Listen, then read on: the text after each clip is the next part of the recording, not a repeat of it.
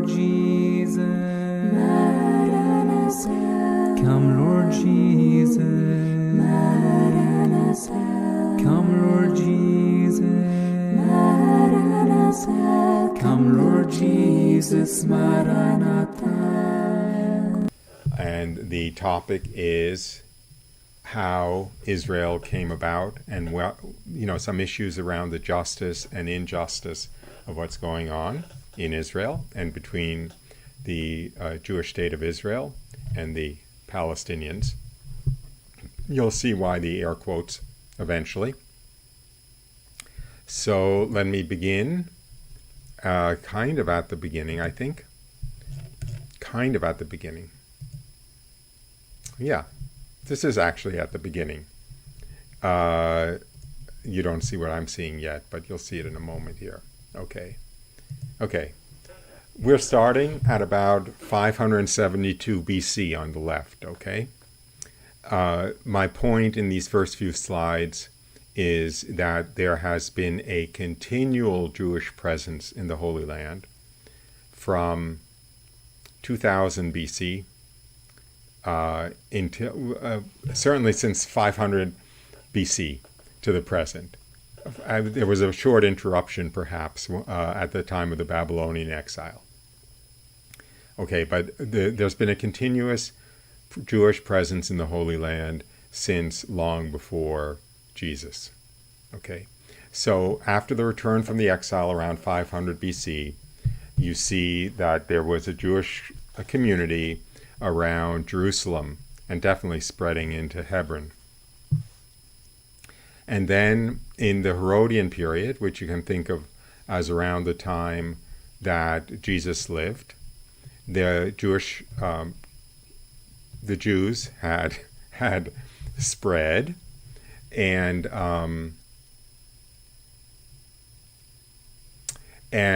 you can see the hash marks on the second map. They had spread up to the Sea of Galilee and north of it, and they had spread down to the south of the Dead Sea. That's the Dead Sea, the lower sea there.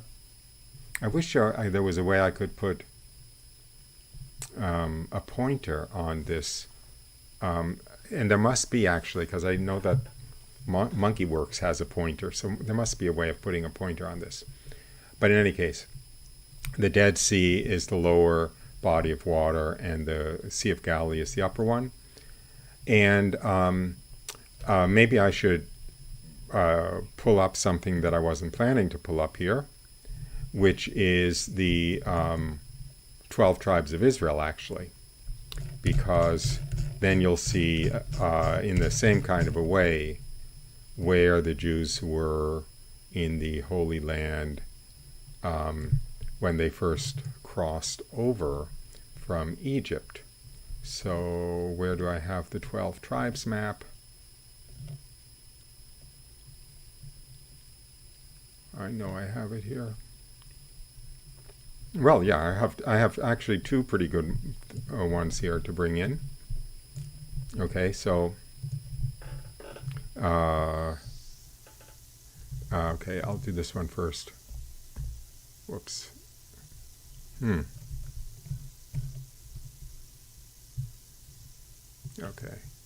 Okay. Oh, how can I do this? Okay.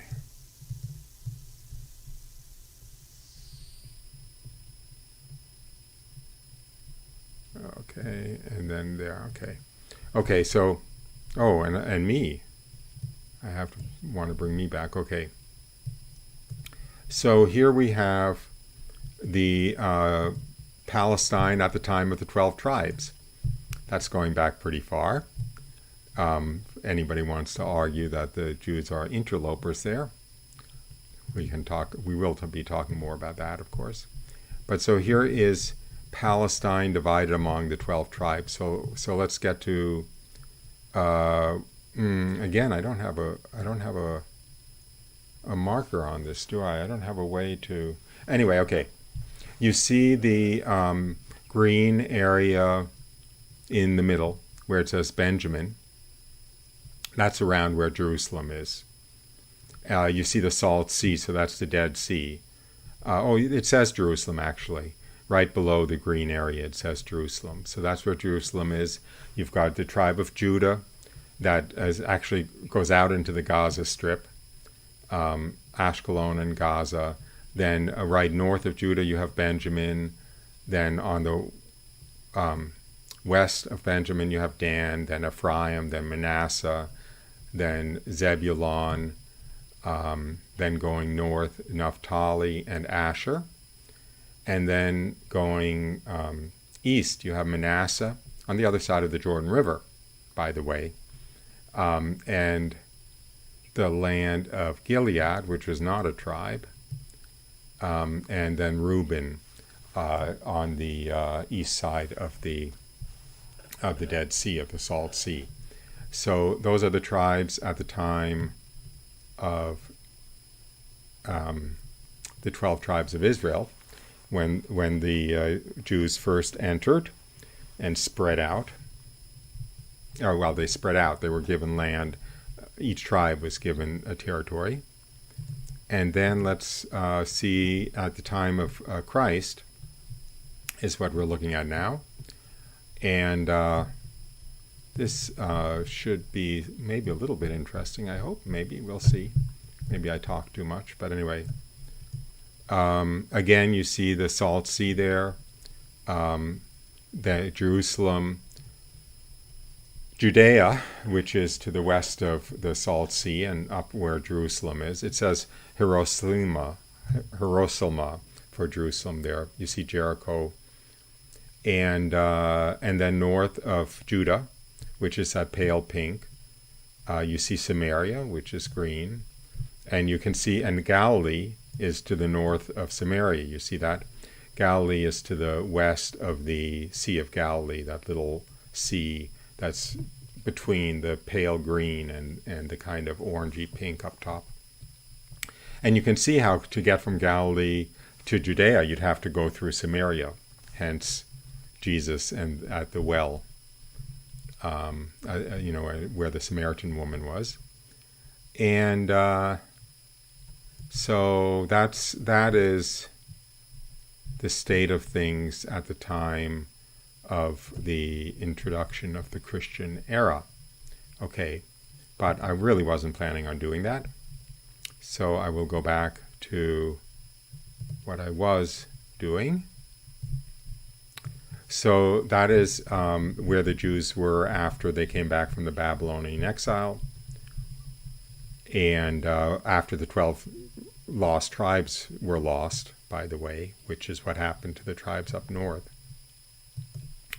And then at the Arab conquest, let's call that the 5th century, you see there's Jewish settlements, Hebron, Gaza, Jerusalem, Jaffa, Nablus, which was Shechem in the Old Testament, and Safad around the Sea of Galilee, as well as some on the far side of the Jordan River. And then during the Crusades, you see, and I'm going to stop talking in a moment, actually, to see what to see where you guys are at, actually, because I don't know if I'm losing people or not. But anyway, during the Crusades, you see Jewish communities again in Galilee and around Jaffa and in Jerusalem, Hebron, and Gaza. Now, interestingly enough, during the Crusades, mea culpa, guess what side the Jews actually fought on the side of the Arabs during the Crusades. They were on pretty good terms, and the Crusaders were not particularly hospitable to either the Jews or the Arabs. I can't call them Muslims. They weren't. Oh, they were Muslims by then, weren't they? So I can call them Muslims. They might have been Seleucids too. Anyway, so that's during the Crusades, and then in more recent times, under the Mamluks, And then in the 16th century, so you can see those Jewish communities were continuous there. And then in the 1800s,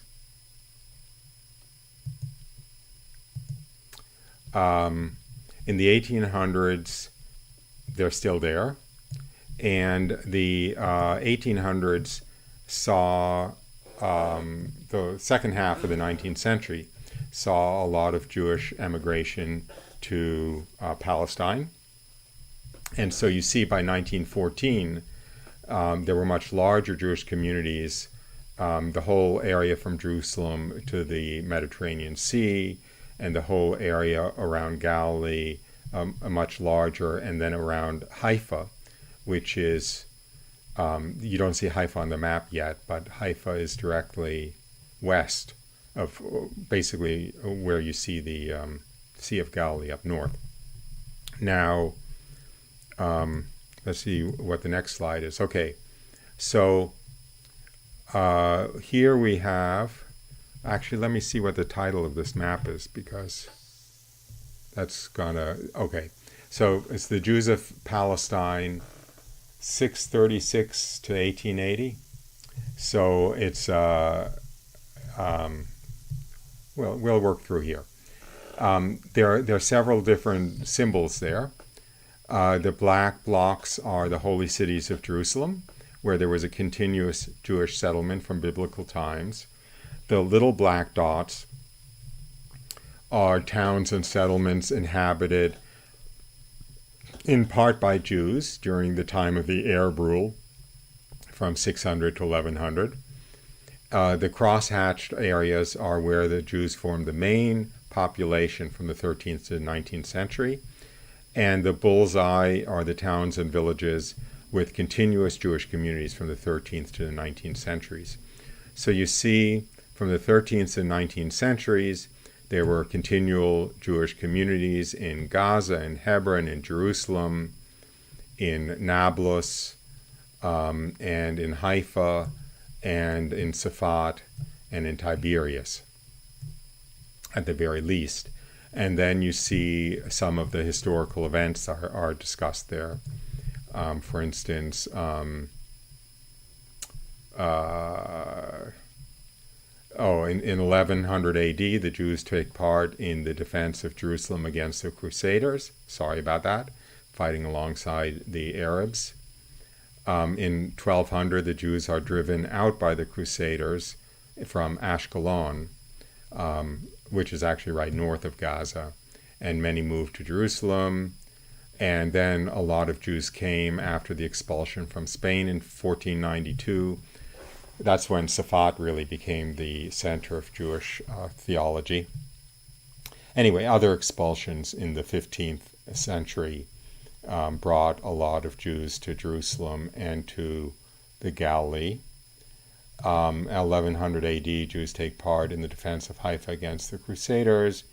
And in 1563 in Safat, there you see pretty much in the middle there, middle, left, right, and kind of upper third. In Safat in 1563, the very first Hebrew printing press and the first printing press on the entire Asian continent was a Hebrew one in Safat, because that was really the center of Jewish learning and Jewish theology after the expulsion from Spain. So I know this, I'm getting long-winded, and you know what, I have a request for you guys.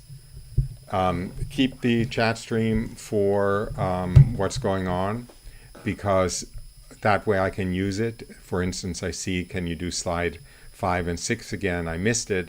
I don't have numbers on the slides. I'm sorry.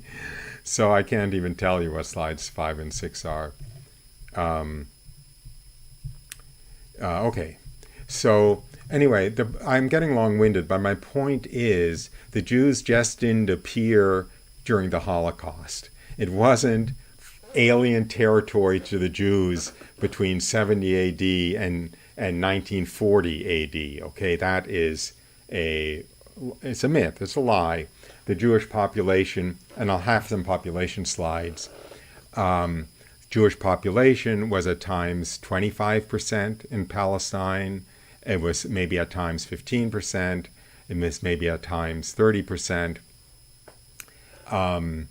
It may have been 10% at times, but it was always significant. And by the way, it's not like the other 90% were Palestinian, because I have a list somewhere, I don't have it in front of me, of the number of languages spoken in Jerusalem. It was like 30 languages. I mean, there were Christians from all over the world in Jerusalem. There were Arabs, and there were Persians. I mean, there were people from all over the Middle East. There were people from all over the Christian world. And it was a very, very, very mixed population.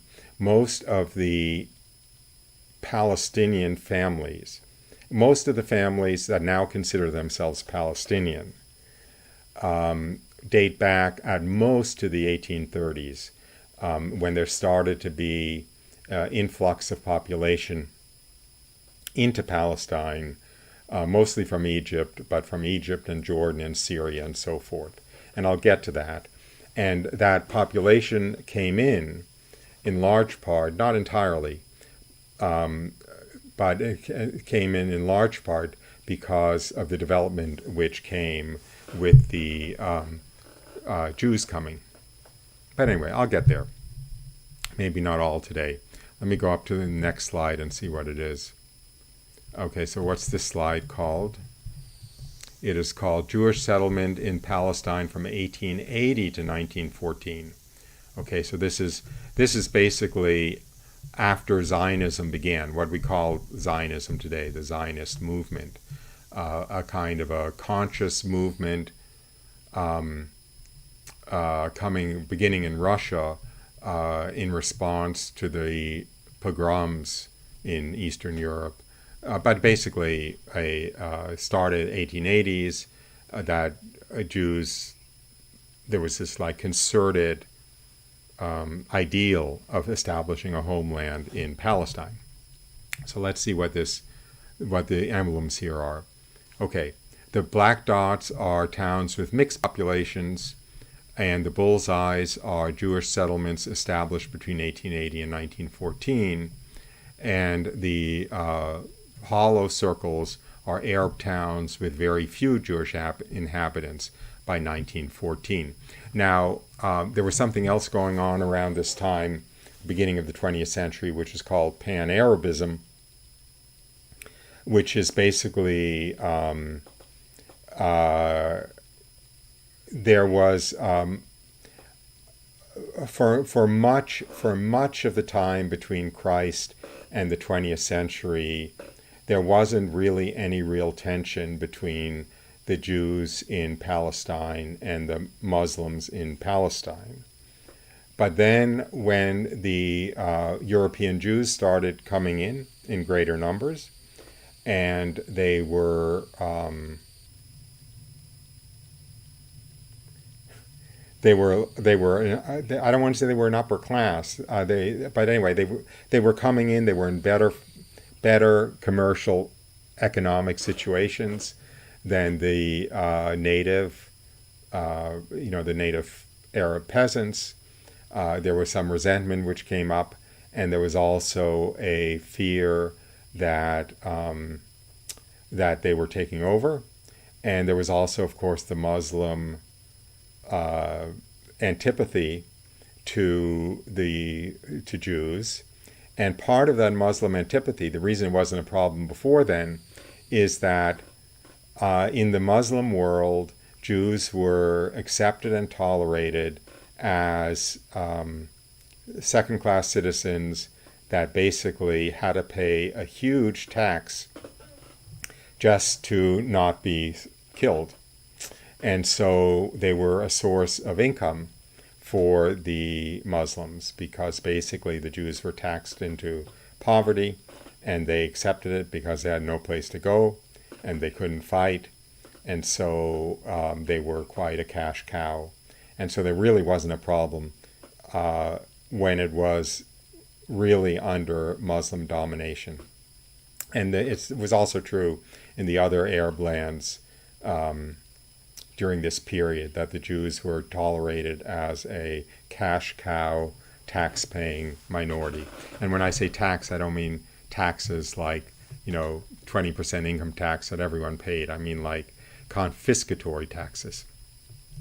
But anyway, okay, so here we have black dots, which are towns with mixed population, and bullseyes, which are the newer Jewish settlements. So you can see that there are a bunch of towns, including Tel Aviv, by the way, which were just established as Jewish settlements.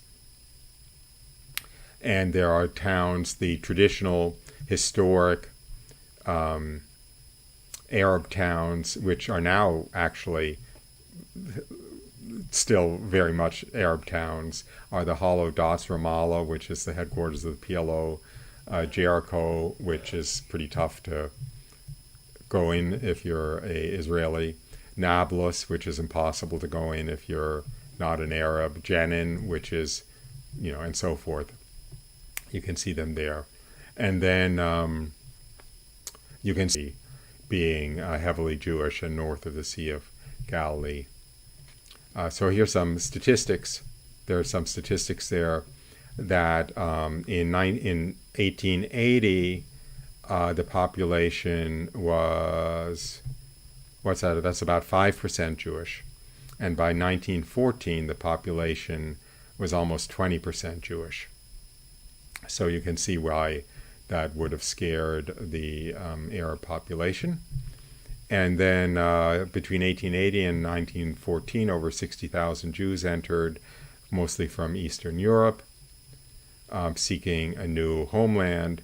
And they basically, that northern part of Israel was a malarial swamp, and they drained it and set up agriculture there. And then between 1880 and 1903, over 25,000 Jews reached Palestine, mostly from Russia, and settled on the land. And then 1904 to 1914, another 40,000 Jews arrived from Eastern Europe. And anyway, so anyway, you can see that, anyway, you're losing me? Oh, no sound? Huh.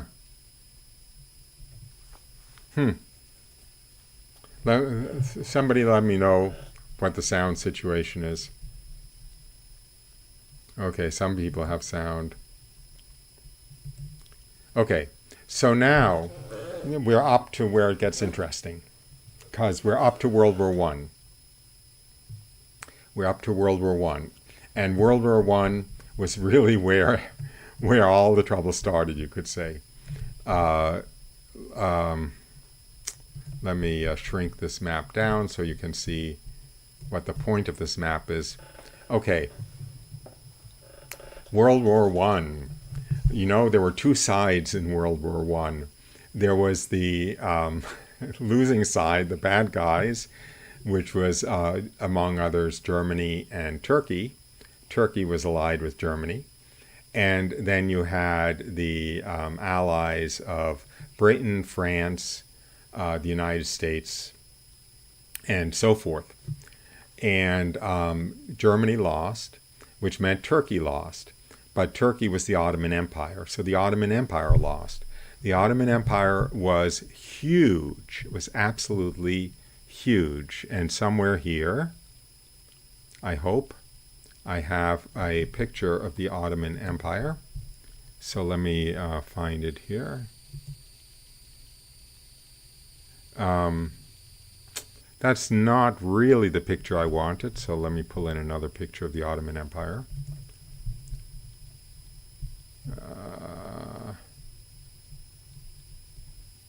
Here, okay. This is really a picture of the Ottoman Empire before World War I. Everything that's dark green there was the Ottoman Empire. So you can see it was huge. It was North Africa, Egypt, going over to Algeria and Morocco and so forth. It was Turkey, Syria, Iraq, of course, Israel, Lebanon, Jordan, and, the oil states. Anyway, you can see it on the map, right? I don't have to read the names. But that was the Ottoman Empire, stretching up into Europe there. Yeah, pretty scary. Let me expand so I see. Okay, so I'd better put myself there. Okay, so that's the Ottoman Empire, the way it was before World War I, and now the way it was after World War I can I'll use this one. I don't want to use that one.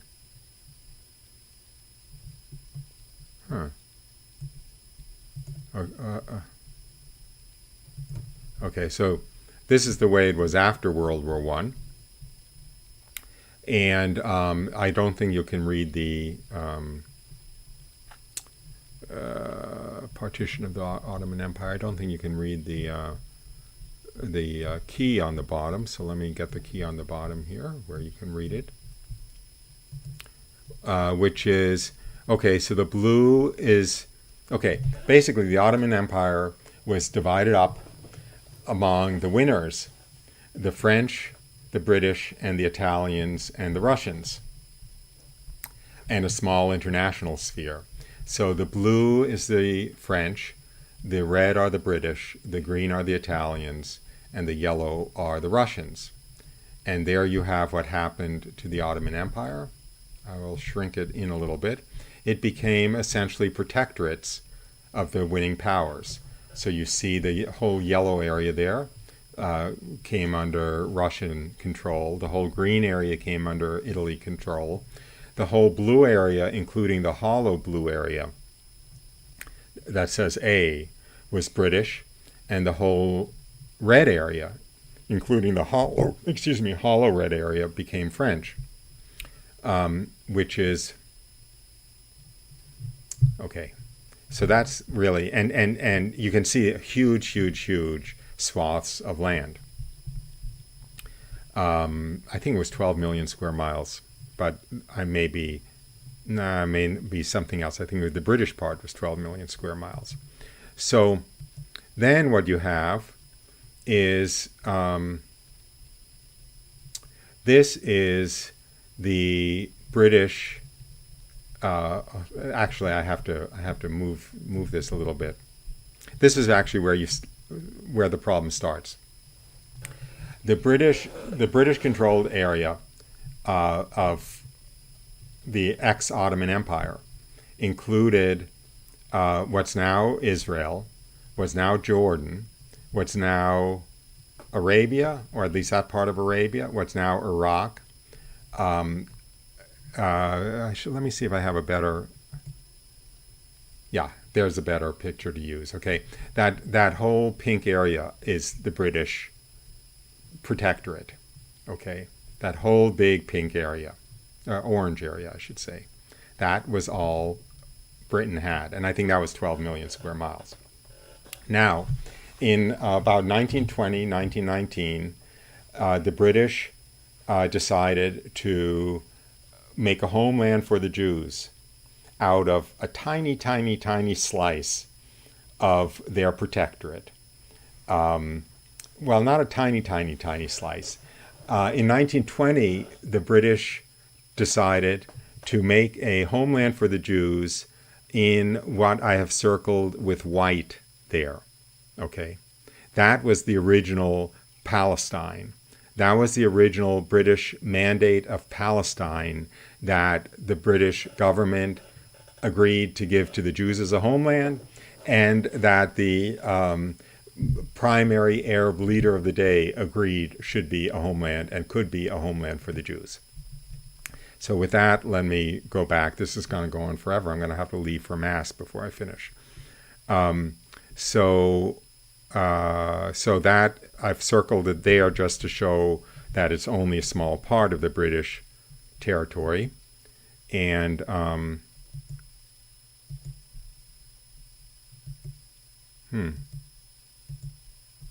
let's see what's going on here. Oh,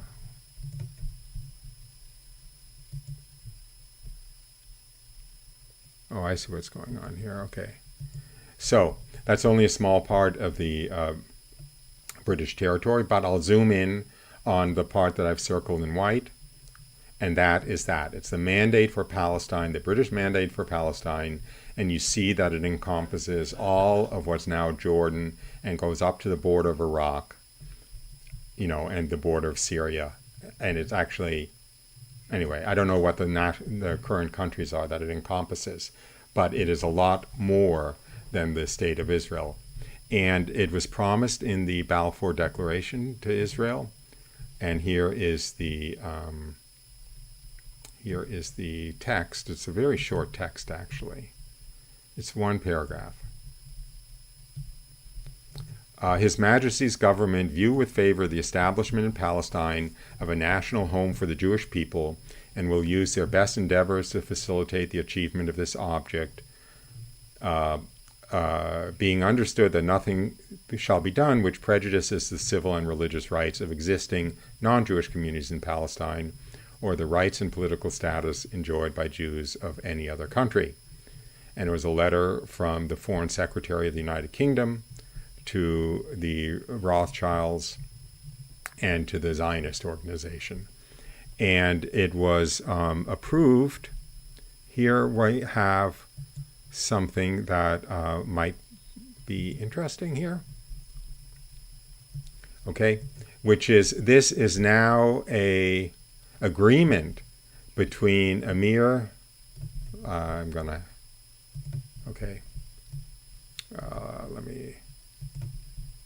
An agreement between the only recognized Arab leader in the world, King Faisal, and it is a treaty between him and the Zionists, agreement between Emir Faisal Husseini and Dr. Weizmann, and I just highlighted a couple of things. Immediately following the completion of the deliberations of the peace conference, the definite boundaries between the Arab state and Palestine shall be determined. All necessary measures shall be taken to encourage and stimulate immigration of Jews into Palestine on a large scale and as quickly as possible to settle Jewish immigrants upon the land through closer settlement and intense cultivation of the soil. No regulation or law should be made prohibiting or interfering in any way with the free exercise of religion. And then finally, so to speak, you have the signatures of Faisal ibn Hussein and Chaim Weizmann. Remember, this was that whole British mandate territory that was under discussion here. And here you have actually the signed document. So there you have, you can read the signature of Chaim Weizmann pretty easily, but the signature of King Faisal is a little bit harder to read. So that was the start of things. I'm gonna fast forward now. So let me go back to studio mode. And let me get rid of that. Okay, that was the start of things. You see the territory that was originally discussed, so to speak, or originally offered, I should say, not discussed. And then you have, I don't have everything I thought I had here, but I can get it easily. Okay, maybe this will do.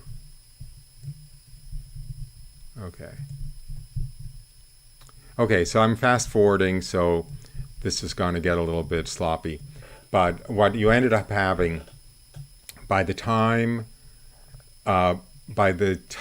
you got to 1948, you had well, actually, no, I should use another one. I should use this one perhaps instead. It'll make more sense, I think. Whoops. Oh man, is that really true? Huh.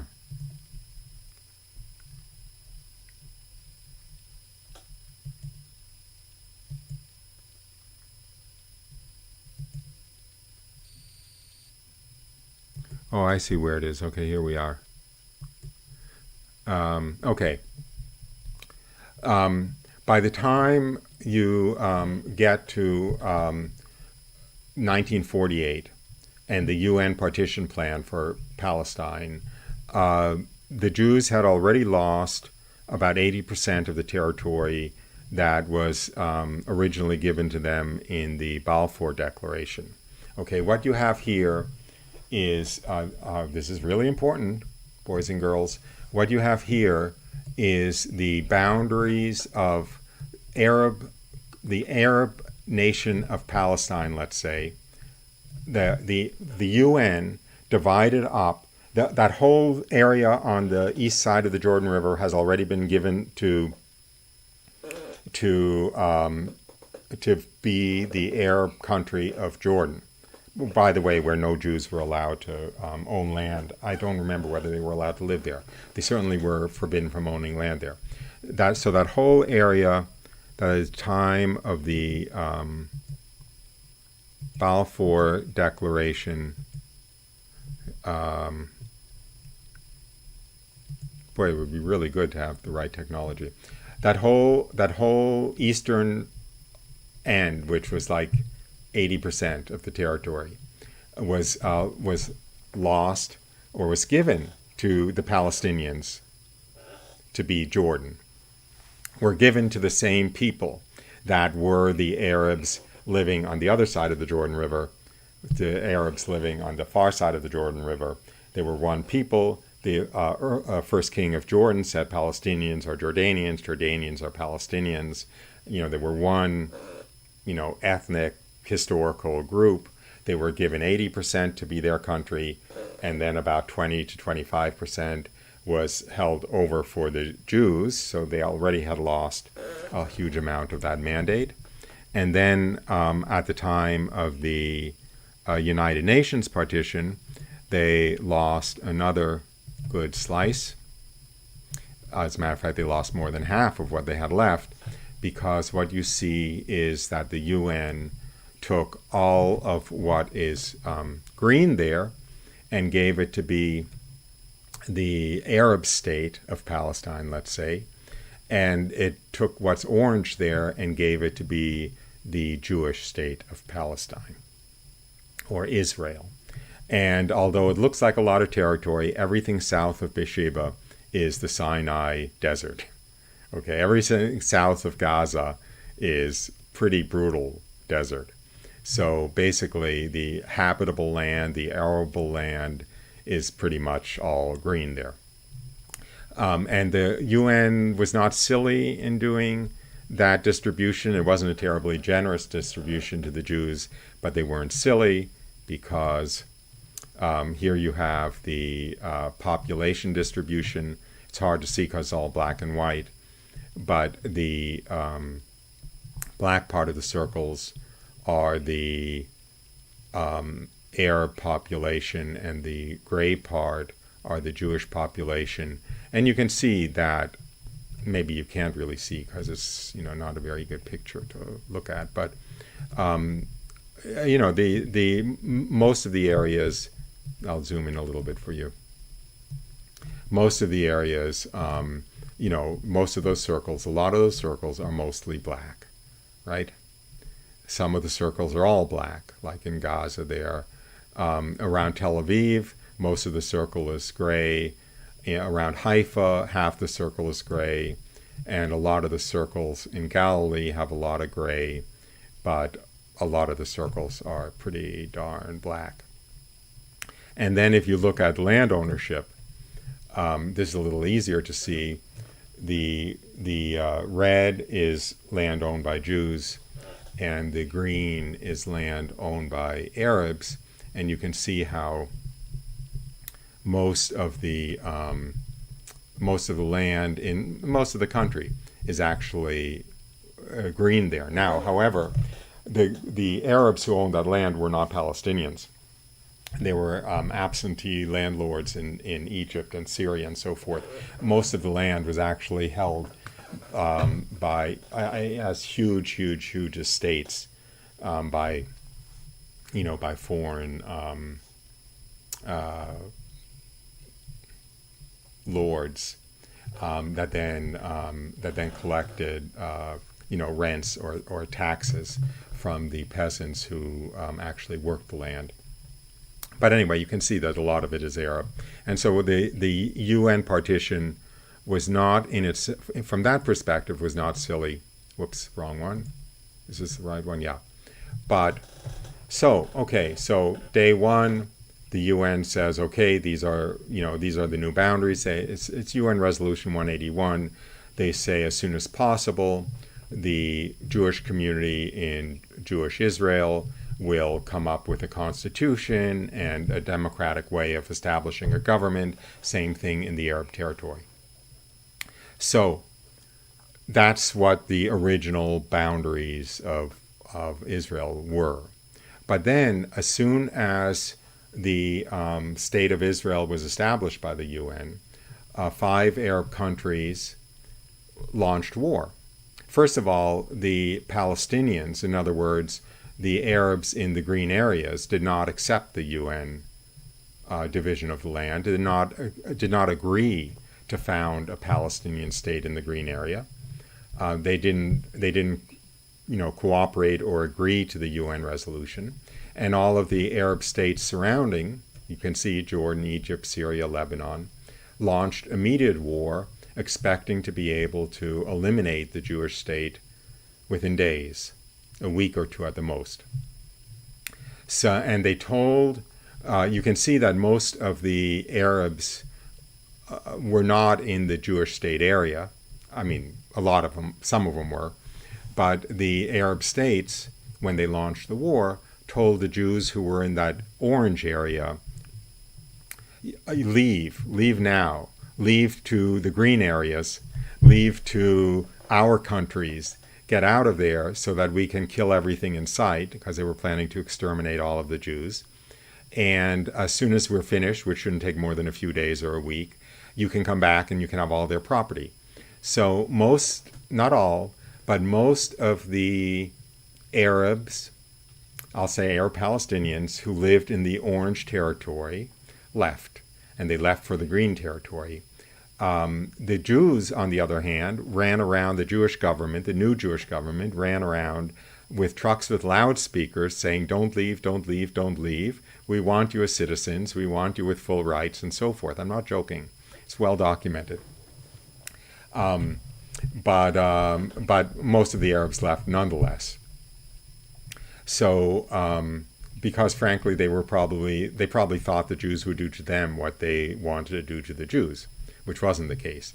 But anyway, so most of the Arabs left, and then you have the fact that, guess what? Not only did Israel survive the onslaught, but when there was an armistice agreement that was finally settled on, the Israeli territory had increased a little bit, not hugely, just a little bit. I'll bring that up. Okay, so after the, is that true? Yeah. Okay, so after the war was over with the armistice lines, that's what Israel looked like. It's that pink area now. And you can see it's a little bit fatter than it was before. Maybe I can go back to the other one. You see how skinny it is? Where Bethlehem there, how tiny. As a matter of fact, I think it's actually divided into two. It's pinched. It's pinched to nothing there in the middle. It's pinched to nothing around Nazareth up top. And then after the war, you can see that Israel is a little bit less strangled there. So that's basically where the armistice lines were. And you can see that the territory, well, you can see that territory. I'll just leave it at that. Now, this is where the occupied territories come in, because I know what I have to pull up here, I think.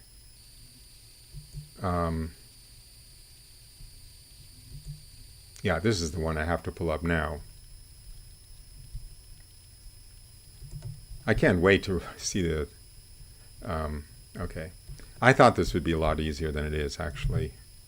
If that makes any sense, to a lot easier and quick. Okay, now we get to the Gaza Strip, essentially. Okay, this is what happened. Yeah, if anyone's still with me. After Israel won the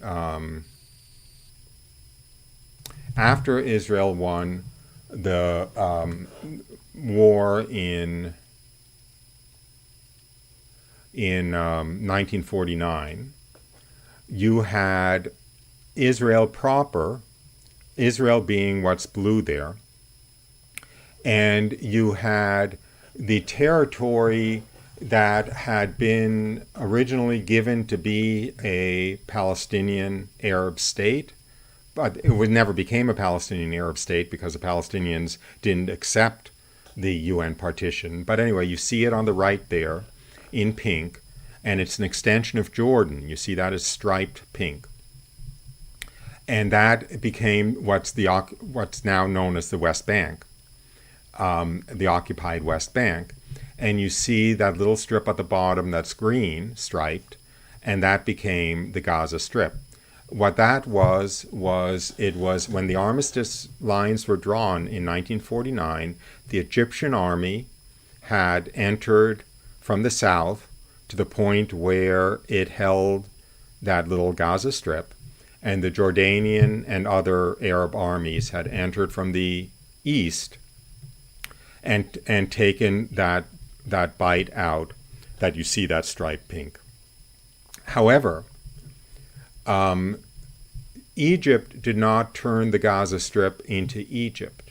It did not annex the Gaza Strip. And Jordan did not annex the West Bank.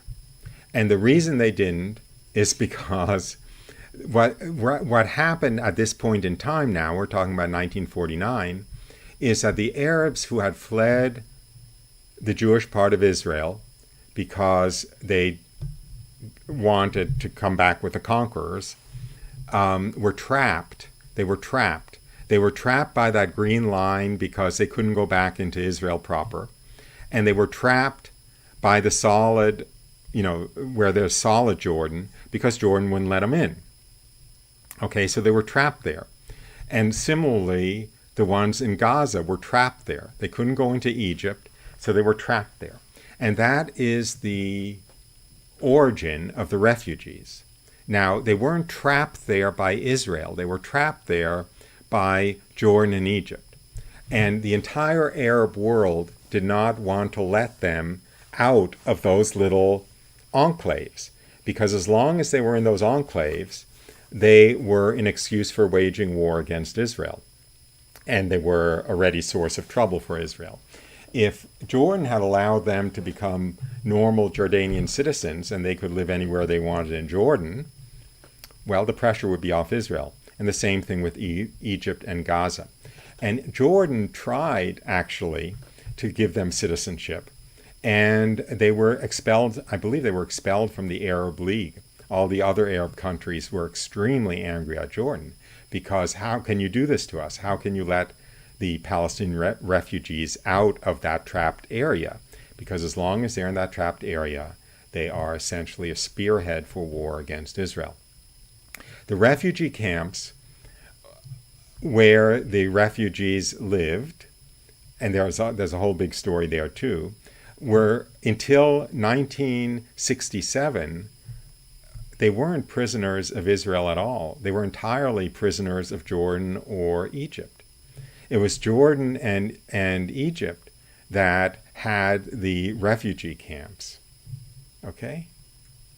What happened is that in the 1967 war, Israel um, won. I'll just say won. Okay, they won the current territory of Israel, so to speak. I'll bring that up there, and which encompasses the refugee areas that had been held by Jordan and Gaza. Okay, and that's where the Palestinian refugees come from, and that's where the West Bank comes from, and that's where the Gaza Strip comes from.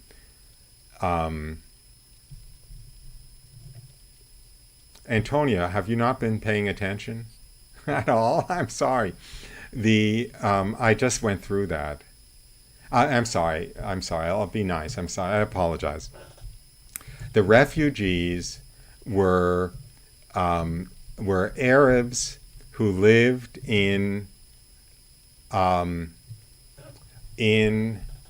Palestine, either in the Jewish section of Palestine or what was supposed to be the Arab section of Palestine, who did not accept the UN partition, that did not stay in the Jewish section, but left the Jewish section, and then got trapped when the 1949 war stopped.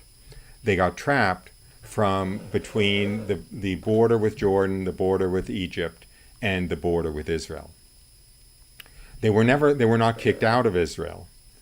They were not displaced by Israel, but some of them had left Israel because they didn't want to live in a Jewish state, or because they were scared of getting killed by the Arab armies coming in, and they got trapped. So anyway, and of course it's a very sad situation for them, but that's where they come from, and that's why they're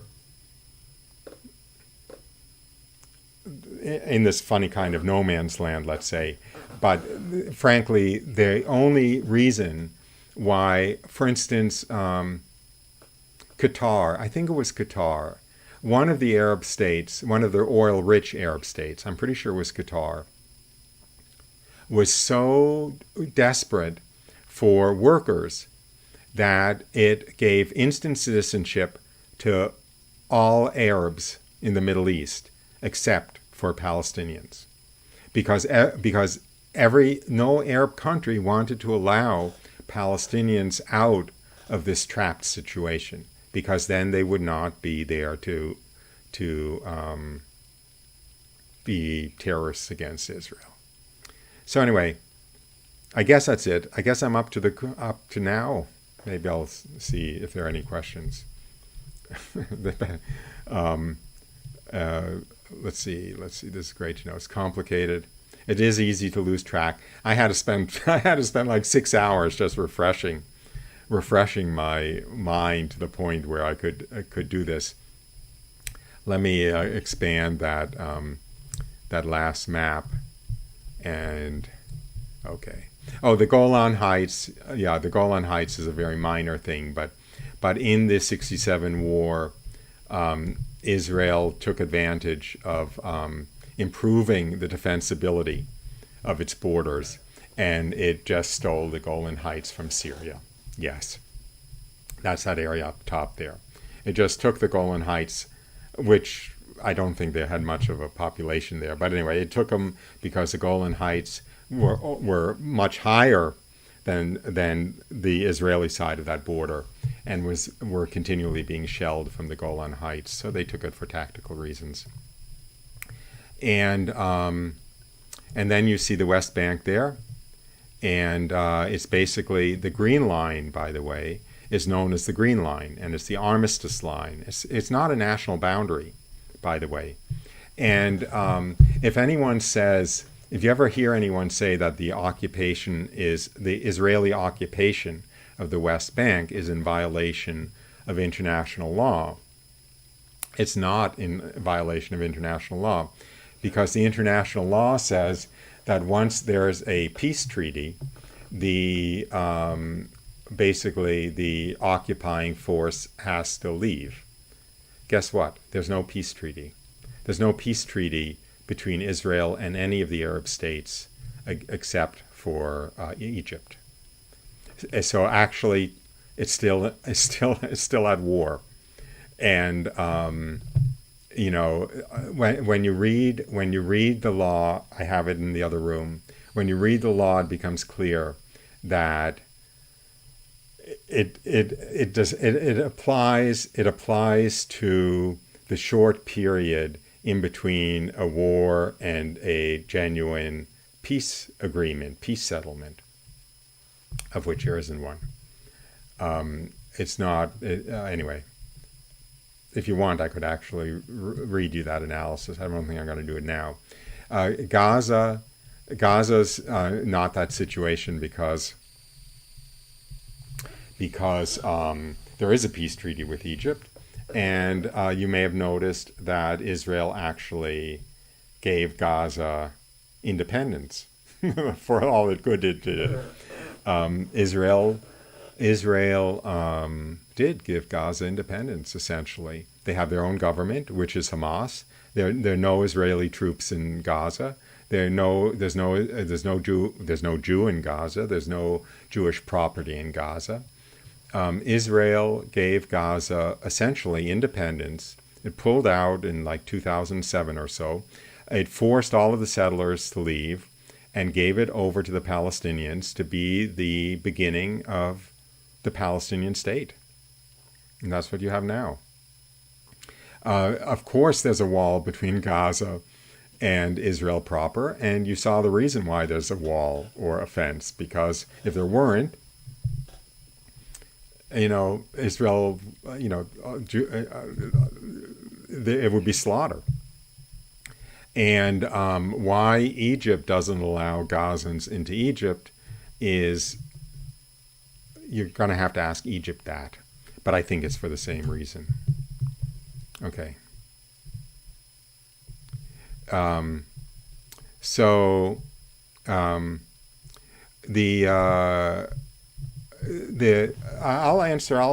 play devil's advocate to Angie A. The Jews are the original indigenous people of Israel, given that they wiped out the Philistines and they wiped out the Moabites and the other tribes that were there 2,500 years ago. The Arabs in Israel are not indigenous people, but in the 19th century, the Arabs were majority. They were a majority, but they weren't not indigenous to Palestine. Most of them came from the other what's now other Arab countries. They weren't even other Arab countries. You realize that until after World War I, I shouldn't say that like that, because of course you don't realize it, because it's not your speciality. But all of those countries, let me go back to the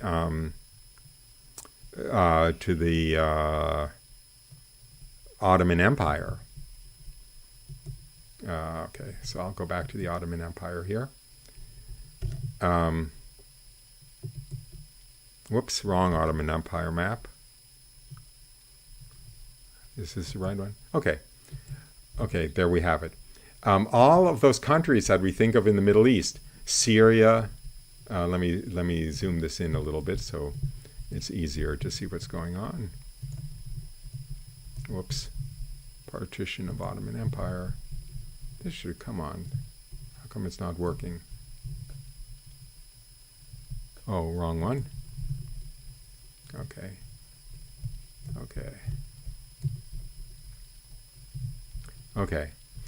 All of those countries, look at the border. I'm trying to make sure what are actually borders. The borders were drawn by the British and the French. Look at the border between Syria and Iraq, the nice straight line. Or the border between Saudi Arabia and Iraq. All those countries, Syria, Lebanon, Jordan, Iraq, Iran, they did not exist before the breakup of the Ottoman Empire. The national borders were drawn up by the victors when they carved up the Ottoman Empire. And that's one reason you have so much trouble. The Kurds, the Kurds in Iraq and the Armenians in Turkey and everything. You have warring ethnic groups in these countries because they weren't it was the British and the French who decided where the boundaries should be, and the boundaries encompassed tribal enemies, encompassed different ethnicities. So what started this? I forgot where I started with this. So I can see where I started with this if I go back a little bit. Oh, the Jews are the indigenous people of Israel. So, for Egyptians, to go from Egypt to Palestine, because Palestine was where the work was the most natural thing in the world. They were essentially all. It was a tribal people. The entire Arab world were tribes, and they were not anchored in geographic boundaries. They were not primarily anchored in geographic boundaries. Anyway, the Jordanians, Yasser Arafat, right, the first head of the PLO, he grew up in Egypt. Okay, he was an Egyptian. His family was Egyptian. A lot of the names, I'm trying to think of the other names, but a lot of the Palestinian last names are names of towns, in Lebanon or Syria or Egypt, which is where the family was from. So the Palestinians are not an indigenous people, but they did go back. They certainly go back into the 19th century. Now, very interestingly, I better stop because I'm going to have to get to Mass, but interestingly, if you look at the growth of the Arab population in Palestine between the middle of the 19th century and the middle of the 20th century, the Arab population grew, I don't remember the exact dates, but the Arab population in the areas that didn't have Jews grew 20%. And the Arab population in the areas that did have Jews doubled. That's not because the reproduction rate was higher. It is because it is that doubling of the Arab population was Arabs who migrated to the areas where the Jews were, because that's where the work was, and that's where the money was, and that's where probably the roads and the infrastructure were. So, it's not a terribly indigenous population. Okay.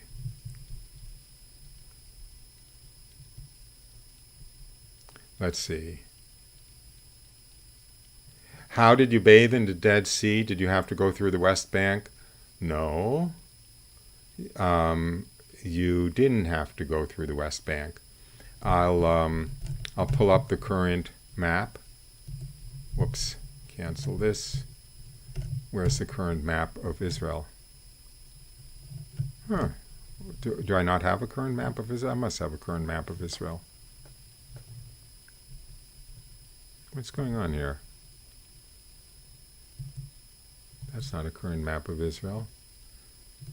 Anyway, no, you didn't have to go through the West Bank. I don't think. Let me pull up a current map.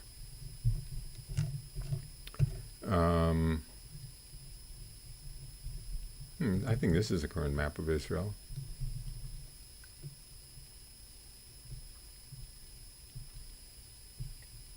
You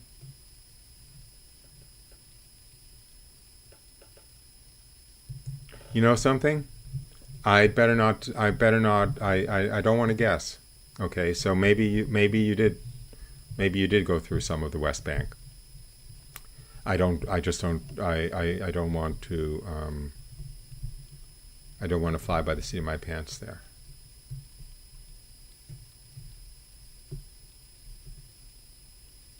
How would the two-state work? It wouldn't. And it was never, it was never intended to work. It was a plan. The whole two-state solution was a plan to have Israel destroyed.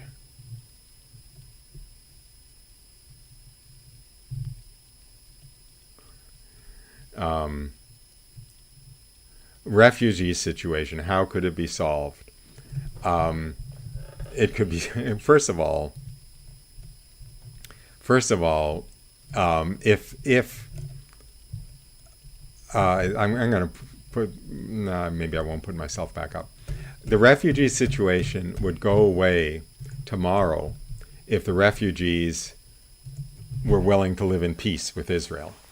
There are Muslim Palestinian Arabs. I mean, any Palestinian Arab who did not flee Israel in 1948 became a full citizen. There are Palestinian Arab members of parliament.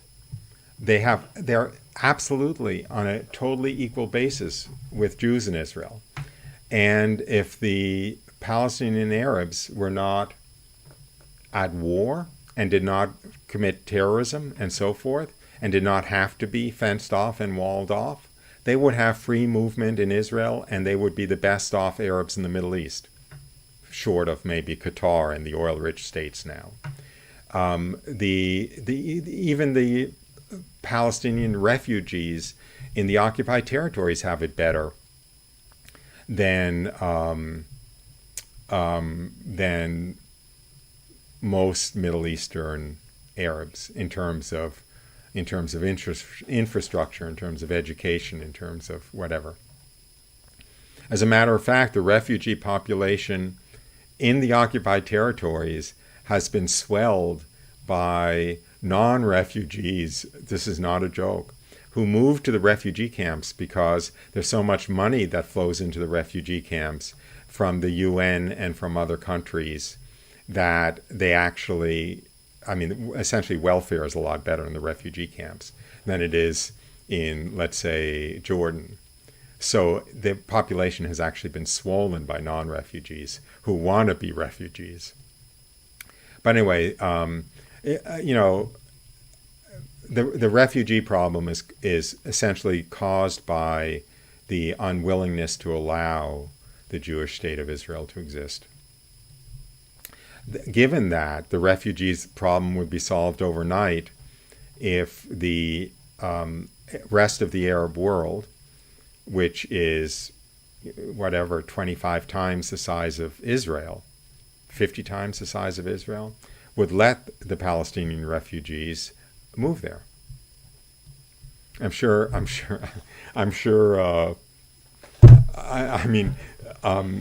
should make a joke, but if Biden's paying for air tickets for Guatemalans to become illegal immigrants in the United States, I'm sure Israel would pay for the plane tickets to fly the Palestinians anywhere they wanted to go in the Arab world and start a new life.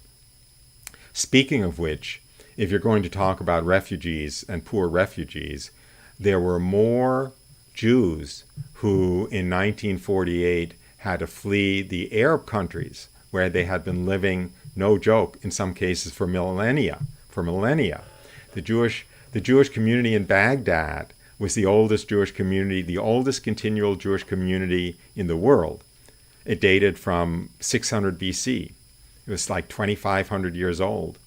And the Jews throughout the Arab world in 1948 had to flee, leaving everything behind, abandoning their property, and flee to Israel because they were being either forced out or slaughtered in the Arab countries. So the Jewish refugees from the Arab world were actually a larger and worse situation refugee population than the Arab refugees from Israel. But that's another story too. Lord Jesus, come Lord Jesus, come Lord Jesus, come Lord Jesus, Maranatha.